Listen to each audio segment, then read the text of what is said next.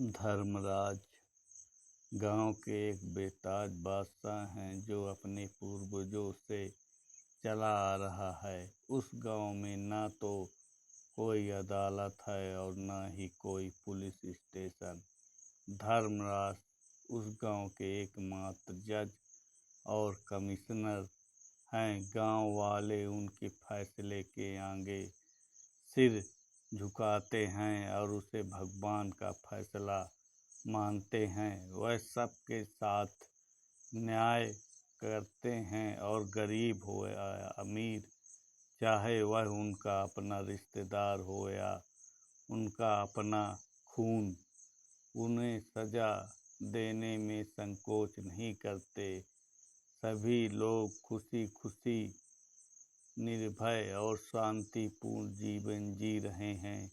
वह धर्मराज को भगवान के रूप में मानते हैं और पूजते हैं, लेकिन गांव के चौधरी और शास्त्री धर्मराज की लोकप्रियता से ईर्ष्या करते हैं। वे उसे न्याय की गद्दी से उतारने के मौके की तलाश में रहते हैं और चौधरी उस गद्दी पर काबिज होने का सपना देखता है। धर्मराज को पहले से किसी एक प्यारी और प्यारी बेटी आरती है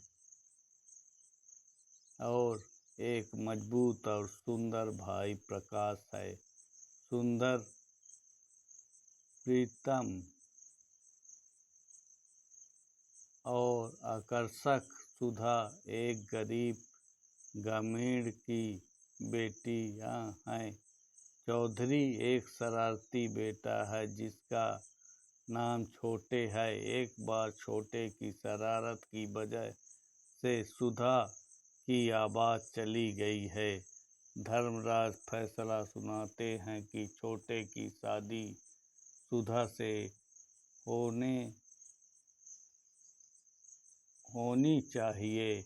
इससे चौधरी चिढ़ जाता है और वह धर्मराज का दुश्मन बन जाता है। बाद में उसे पता चलता है कि धर्मराज एक विधवा को हर महीने पैसे देकर उसका भरण पोषण करते हैं और वह कई गांव वालों के सामने धर्मराज के राज खोलता है, लेकिन वह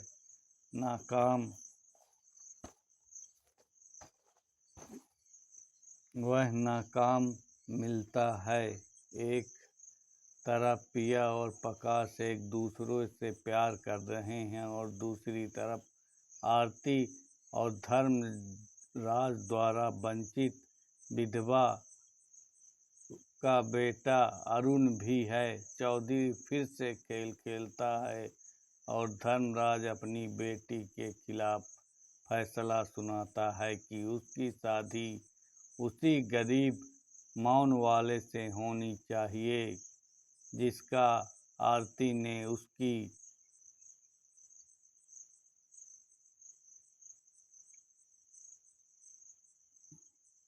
आंखों की रोशनी खो दी है। प्रकाश धर्मराज से झगड़ता है और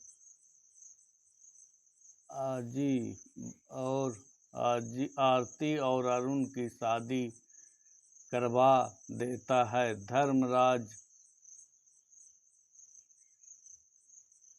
उग्र हो जाता है और उसे आरती और अरुण के साथ गांव छोड़ने को कहता है। सावित्री जाकर अपनी बेटी का गर्भदान संस्कार करती है, जिस पर धर्मराज उसे अपने घर से भगा देता है। चौधरी और शास्त्री अपनी सफलता पर बहुत खुश होते हैं और अपने